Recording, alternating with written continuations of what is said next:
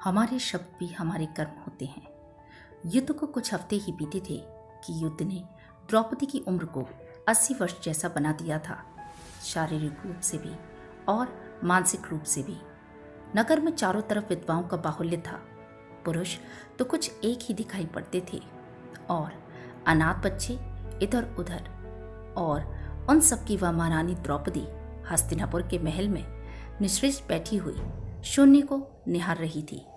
तभी श्री कृष्ण कक्ष में दाखिल होते हैं तो द्रौपदी कृष्ण को देखते ही दौड़कर उनसे लिपट जाती हैं। कृष्ण द्रौपदी को संतावना देते हुए अपने समीप बैठा लेते हैं। द्रौपदी, यह क्या हो गया सखा? ऐसा तो मैंने नहीं सोचा था।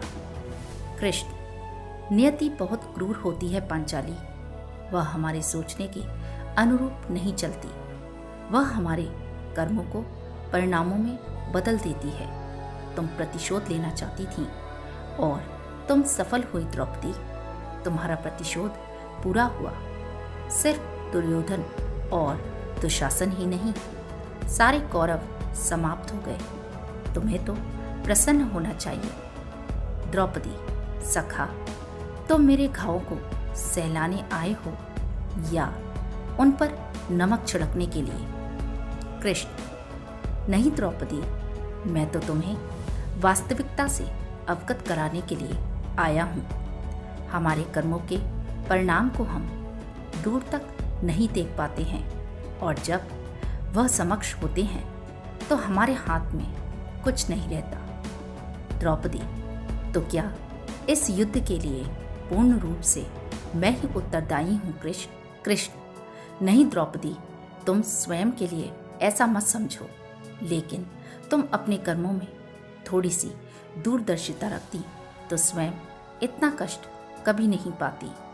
द्रौपदी, मैं क्या कर सकती थी कृष्ण? कृष्ण, तुम बहुत कुछ कर सकती थी।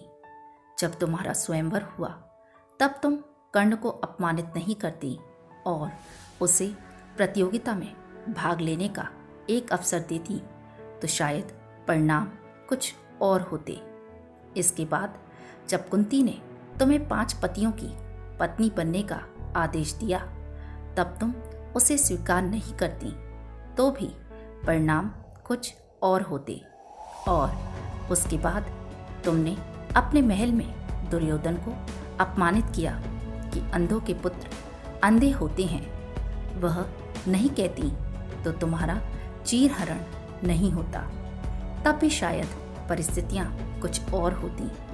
हमारे शब्द भी हमारे कर्म होते हैं द्रौपदी, और हमें अपने हर शब्द को बोलने से पहले तोलना बहुत जरूरी होता है, अन्यथा उसके दुष्परिणाम सिर्फ स्वयं को ही नहीं, अपने पूरे परिवेश को दुखी करते रहते हैं। संसार में केवल मनुष्य ही एकमात्र ऐसा प्राणी है जिसका जहर उसके दांतों में नहीं, शब्दों में है। हमारे शब्द भी हमारे कर्म होते हैं, इसलिए शब्दों का प्रयोग सोच समझकर करें।